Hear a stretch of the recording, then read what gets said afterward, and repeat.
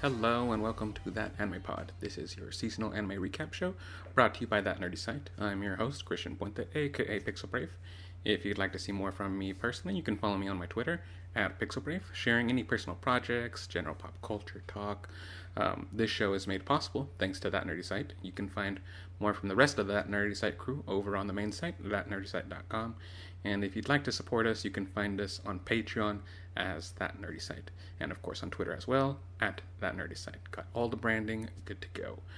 Thanks again for joining us this week. Now let's talk about some anime.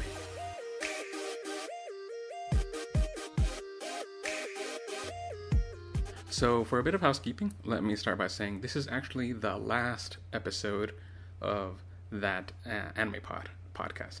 For now, anyways. I'm sure you've noticed the show has been on a hiatus for a few weeks now.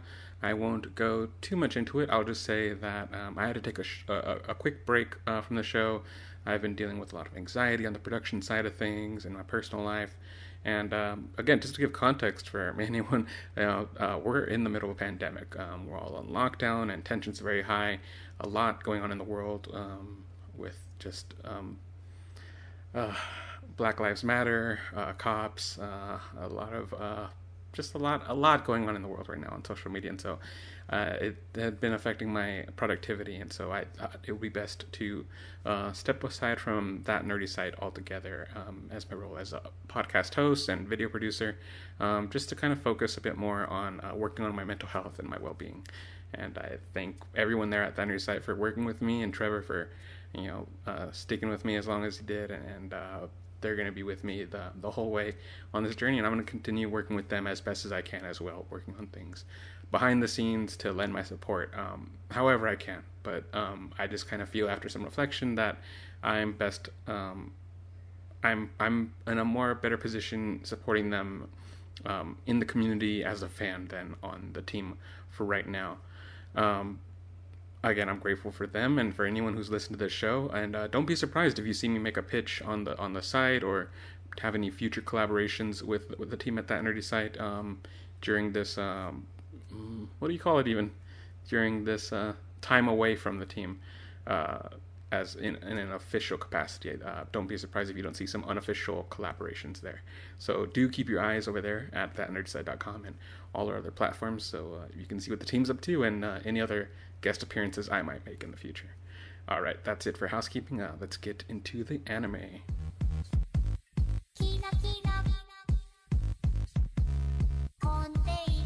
So, for those unfamiliar with the anime seasonal cycle, we're about to kick off the summer 2020 season in the first week of July, which is just a few days away from now.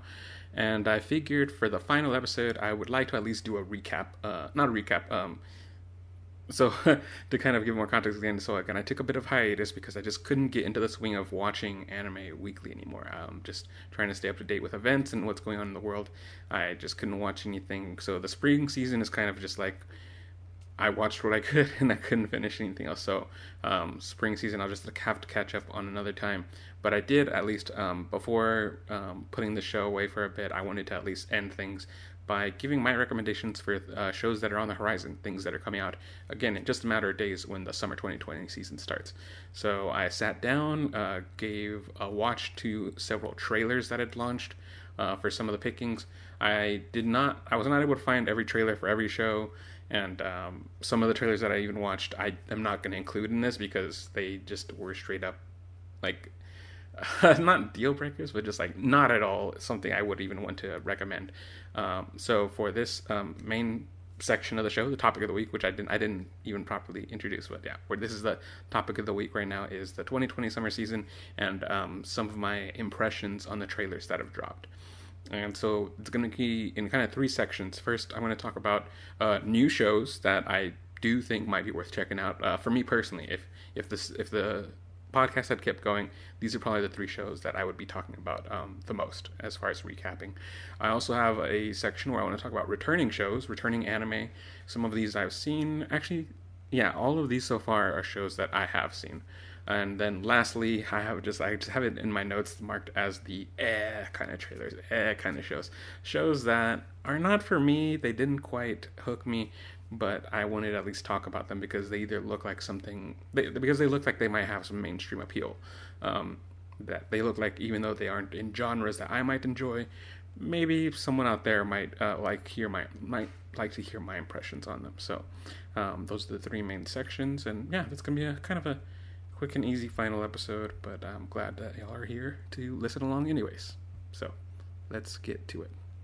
Okay, so also I'm gonna, as I go through each title, I'm gonna just kind of give my impressions from the trailer, and then for some of these, I will give a summary, because even though I saw the trailer and I saw the visuals, not all of them had subtitles, so I wasn't exactly sure what was going on. So I did refer to their descriptions based on the summaries from My Anime List, which is a website you can find with lots of information. That's how I got all the trailers curated for this list.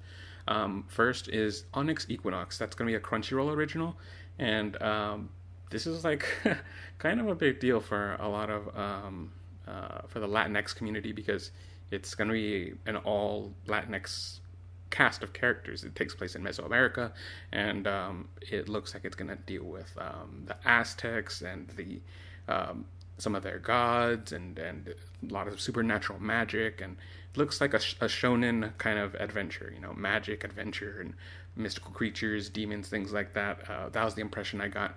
The character designs look definitely like a mixture of anime and Western kind of character design. To give an example, I'd think maybe something like Teen Titans, like you would have caught on Cartoon Network back in the day, where overall the proportions and stuff look a bit more Western, but you definitely see the anime inspiration in like the eyes, the face, and the hair and things like that.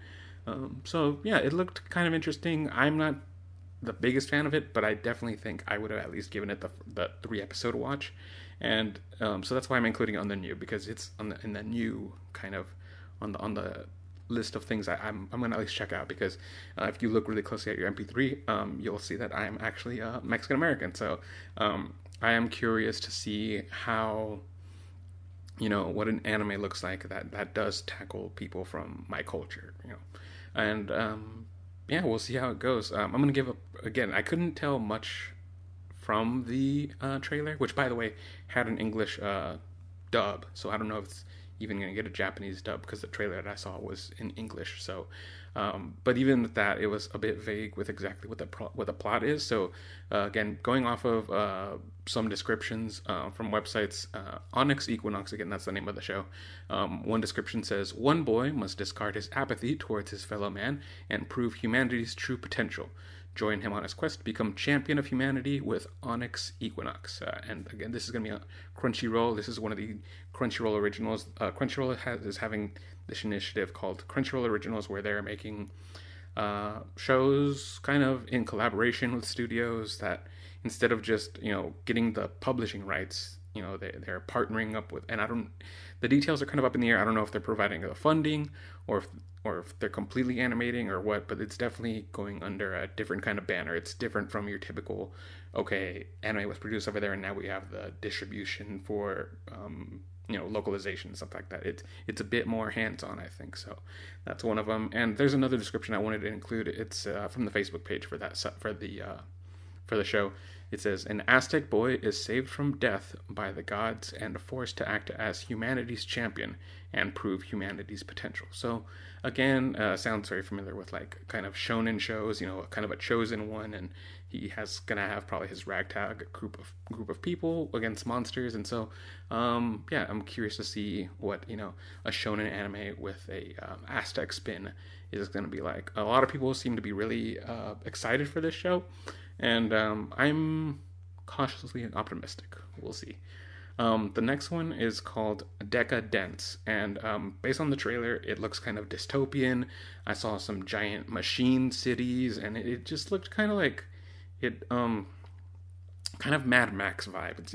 It's a lot of desert, and then characters engaging in battle. So it looked kind of cool. Again, kind of a Mad Max dystopian apocalyptic kind of vibe, with looks like some pretty cool animation and some interesting character designs, based on the trailer. To go into the summary provided by the anime by My Anime List, it says many years have passed since humanity was driven to the brink of extinction by the sudden emergence of the unknown life forms, Gadol. Those humans that survived now dwell in a mobile fortress. Oh, so yeah, I thought I saw like a city that was mobile. So yeah, it even describes that as a mobile fortress, decadence built to protect themselves from the Gadol threat. So yeah, it looked like some decent action, which action is hit and miss for me. And I'm not that big of an action. If you've heard me talk in previous episodes, I'm much more into romantic comedies, slice of life. But if an action show looks like it has some heart or some interesting art style, then I will lean towards that. And so this one did kind of look. I think it's because that Mad Max kind of parallel that I made. I think that's why this show might have piqued my interest. Lastly, as far as the show that like it looks like I might gonna try to watch, it's called Mr. Love: Queen's Choice. And so I didn't know a lot about what was going on in the trailer because this was one that, just didn't give a lot of information. But based on the visuals, it looks like kind of a futuristic setting, Japan, and looks like some sci-fi espionage kind of stuff going on. And the interesting thing about it was that it was in first person. And I don't know if that was just a stylistic choice for the trailer or if the whole show is going to be like that, because there are shows out there that are in first person. They're usually kind of rare, but and they're usually short, because that's just an interesting choice, right? To have a show in first person. But so what I thought it was going to be, because usually whenever you have a first person show, it's about small slice of life interactions with characters, and it's kind of like you in the life of being friends with these cast characters or something like that. And that's kind of looking like what the formula is going to be for this. There were 4 guys, and they all had different backgrounds. Like one of them, I only recently saw the trailer, but I couldn't remember. The other three of the 4 just seemed generic, like kind of espionage spy type people. But this one stood out because he was like a pop idol star, and so I guess in each episode you get to know them, and it looked like there was some kind of adventure vibe to this. Let's get into the main summary, because I'm sure that's going to provide a whole lot more context for what it was I was seeing. But I thought it was interesting, a sci-fi futuristic kind of setting, and first person to say, and that already is kind of interesting. So the summary here says a girl inherits a company that is almost bankrupt from her late father. Excuse me.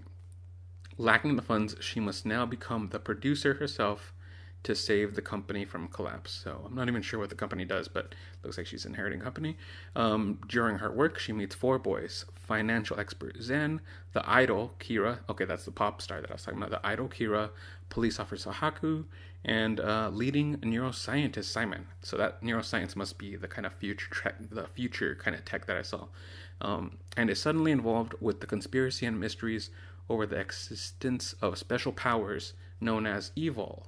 Okay, so looks like maybe some spy adventure stuff with some X-Men kind of stuff. So kind of a mixed bag, but the art style did look really sleek, and I was interested in the whole first-person aspect of this. So it's at least on my radar, something to check out.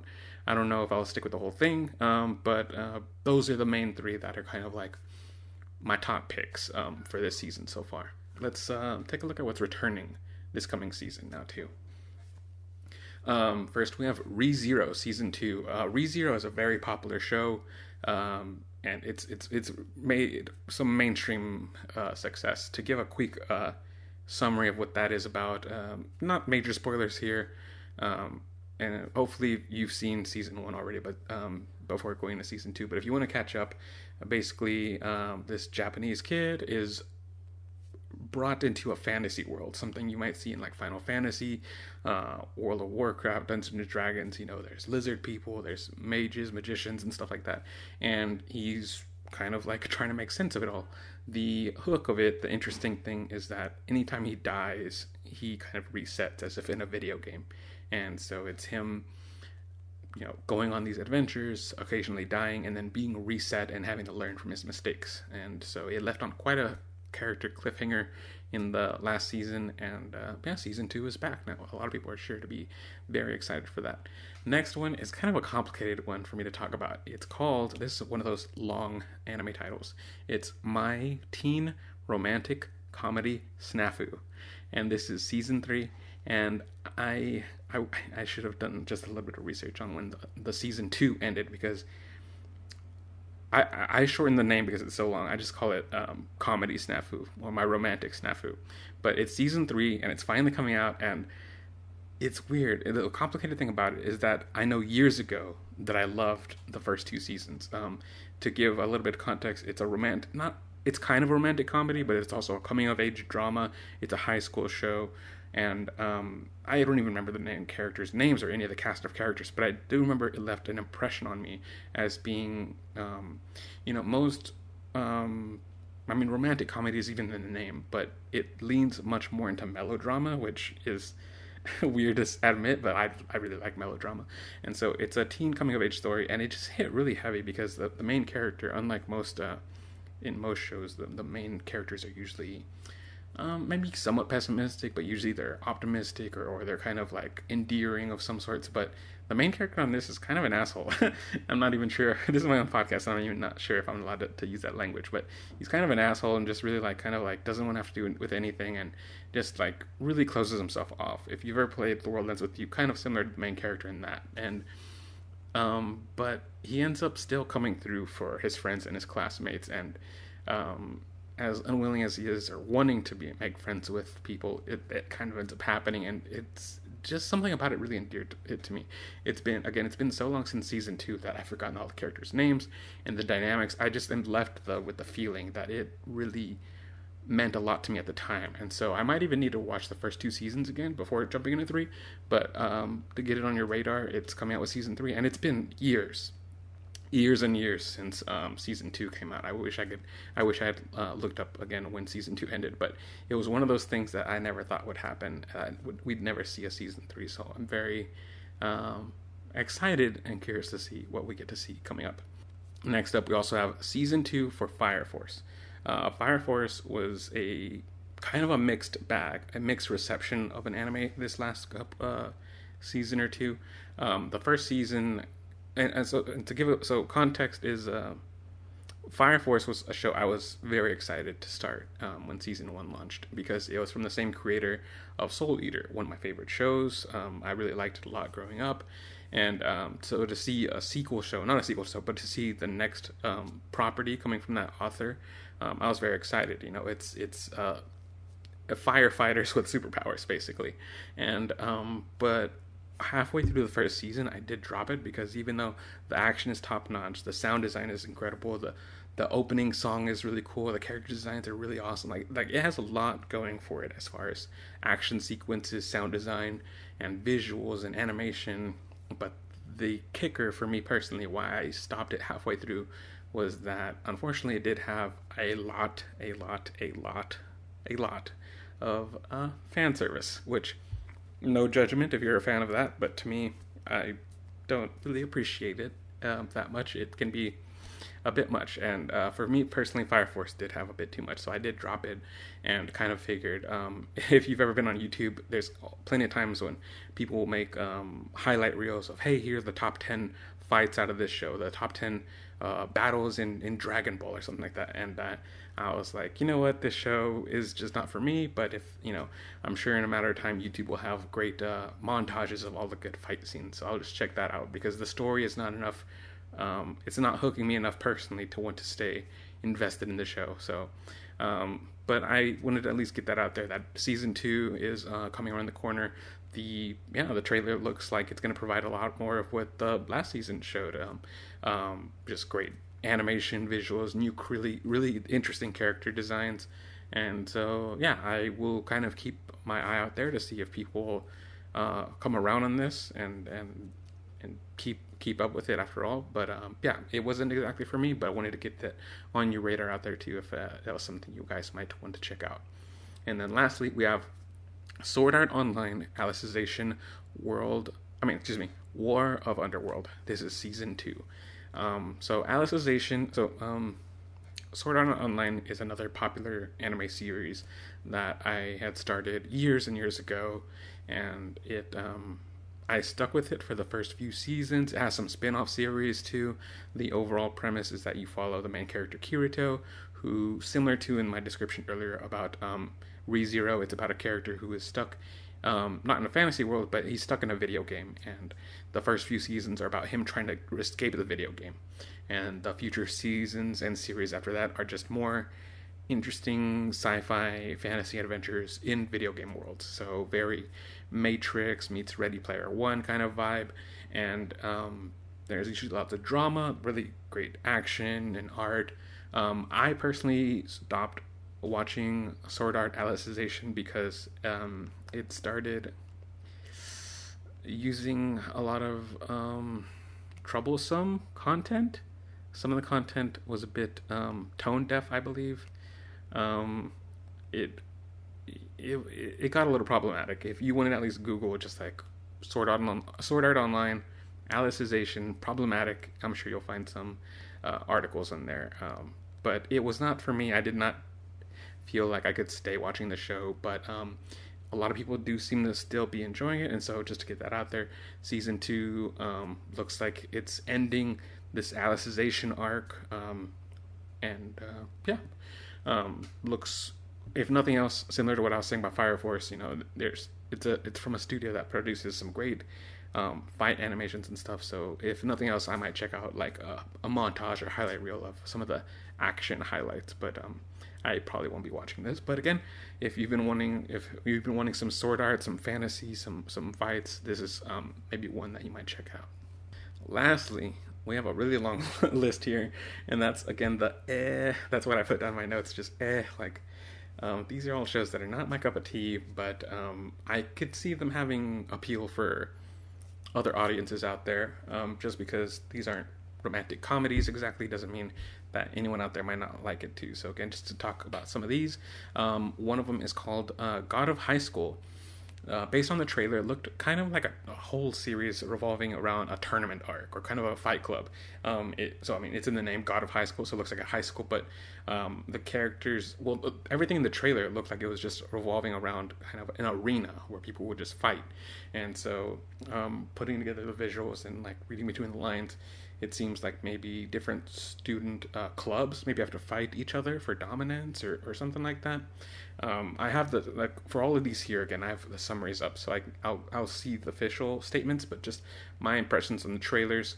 Again, sometimes the action for me just hit or miss, and although the action animation in the trailer looked very cool, there was kind of a stiffness to it. The character designs were interesting, but also not interesting enough to want to hook me. They seemed a bit generic, so yeah, although I say the animation does look top notch, something about the animation just didn't have enough character for me personally to want to get invested. The tone overall seemed a bit too overly serious for me personally. So let's see what it says here. It all began as a fighting tournament to seek the best fighter among all high school students in Korea. Okay, so interesting. This one's going to be placed in Korea. Mori Jin, a taekwondo specialist and a high school student, soon learns that there is something much greater beneath the stage of the tournament. Okay, so kind of cool. Again, I'm not completely against action shows. I liked Megalobox a lot, which again is basically an action show. And I do like high school shows, so this one, that I think has a lot of appeal for a lot of people, but the trailer overall didn't really do it for me. Oh my gosh, even just saying the title of this one is kind of like, oh my gosh. And sometimes anime is just something else.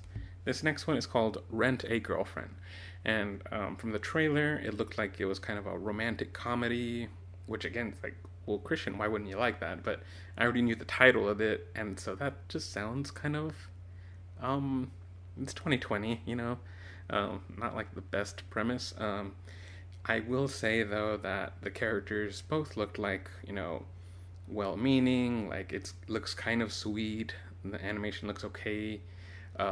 There were a few fan servicey shots, so I didn't really like that.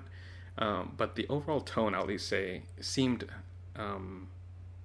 overall warm. So it didn't seem like it was gonna lean really, really into like any perverse or any troublesome things. But I mean, with a title like Rent a Girlfriend, it's like, oh my gosh, come on, guys. Can we grow up? Okay, so here's the official description from the site here. So, dumped by his girlfriend, emotionally shattered college student Kazuya Kinoshita attempts to appease the voidness heart through a rental girlfriend from a mobile app. Okay, so I'm going to pause right there. That's a little bit reassuring just to know that he's in college, because you can never tell with art styles these days. And so from the trailer, I thought they were maybe high school students. So again, not exactly thrilled about the whole like rent a girlfriend thing, but at least they're in college. So a gig is a gig, right? So keep going with the summary here. At first, Chizuru Mizuhara seems to be the perfect girl with everything he could possibly ask for. Great looks, a cute, caring personality. But upon seeing mixed opinions on her profile after their first date, and still tormented by his previous relationship, he believes that she is just playing around with the hearts of them, and leaves her a negative rating. Okay, so see, that's not nice. Leaving negative ratings just because of like a not so good first date. So I guess to make another parallel based on the trailer, this looks like kind of like anime Pretty Woman, where maybe I'm aging myself there, but the Julia Roberts movie where her and Richard Gere get together. Like this looks like maybe it's gonna be anime Pretty Woman, where he's gonna be renting girlfriends, and sometimes it works, sometimes it doesn't, and I think at the end maybe they will find true love. So again, I like comedies, I like romance, but this one doesn't seem like something I would feel confident watching. But if it sounds something that you might be wanting to watch, then it's out there for you too. Next one is a show called Lapis, and so this one, based on the trailer, looks like an idol show. Again, idol is the term out there in Japan, often used to refer to pop stars, both guys and girls, single or in groups. And based on the trailer, by the way, first, like, I don't watch a lot of idol anime, but the one or two or three that I have seen have been very good. Like Zombie Saga is a really funny idol anime. One of the shows that I recapped on the Anime Pod was 227, and that was a cool, melodramatic, very ambient and interesting idol anime.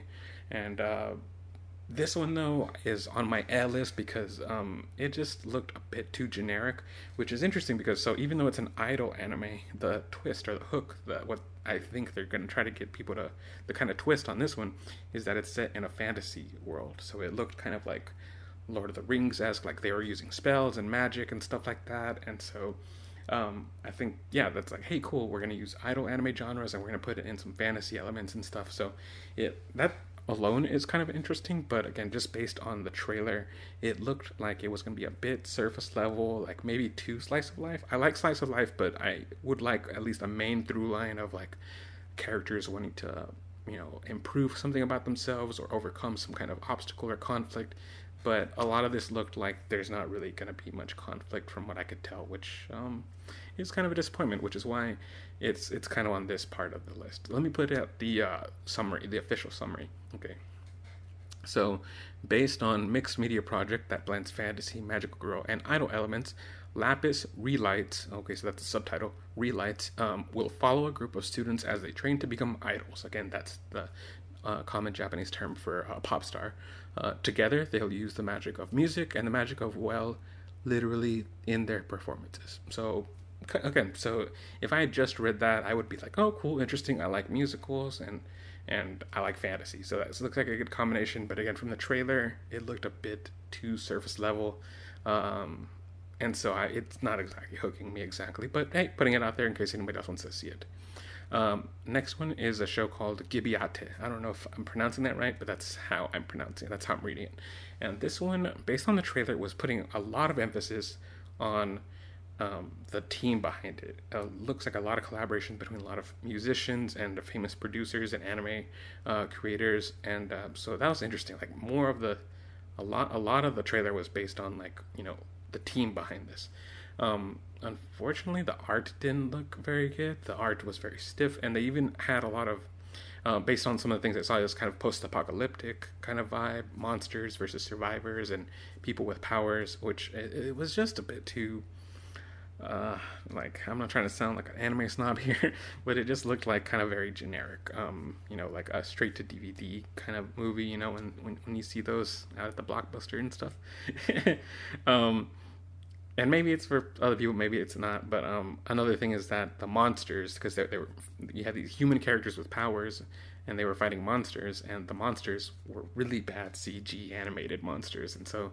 Again, the budget doesn't look all there, which, you know, there were plenty of good anime out there that were made on shoestring budgets, but the 3D animation was just really distracting. The character designs were not that well, not that they weren't well done, but you see, there's this tricky thing where when you make an anime, you need to find that fine line of knowing what you can animate, what you can't.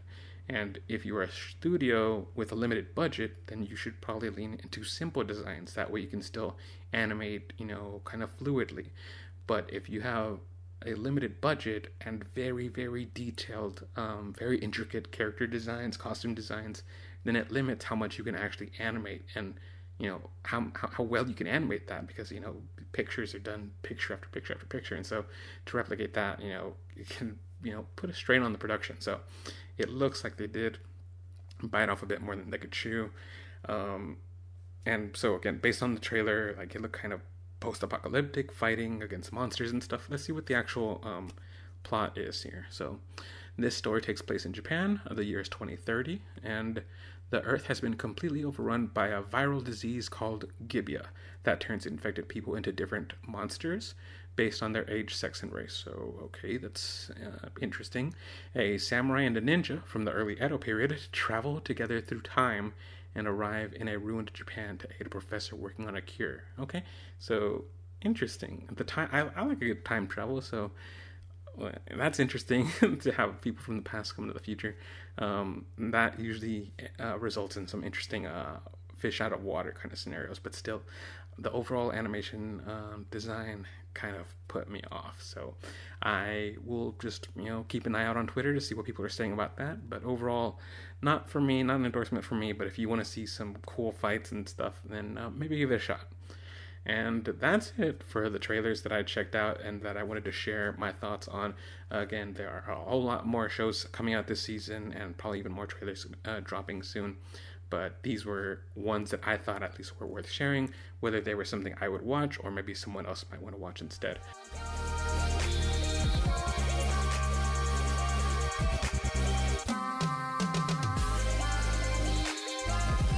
That's it for the summer 2020 season. Looks pretty packed, and even though the show is not going to be continuing for me to recap any of those shows in a weekly fashion, I will be trying to get into the groove of watching shows again, watching new anime, and we'll try to interact with people online. I don't know what I'm going to do with the Anime Pod Twitter account, but you can at least, if you want to find any of my anime thoughts or just want to talk about anime, you can of course just find me on my regular Twitter as Pixel Brave.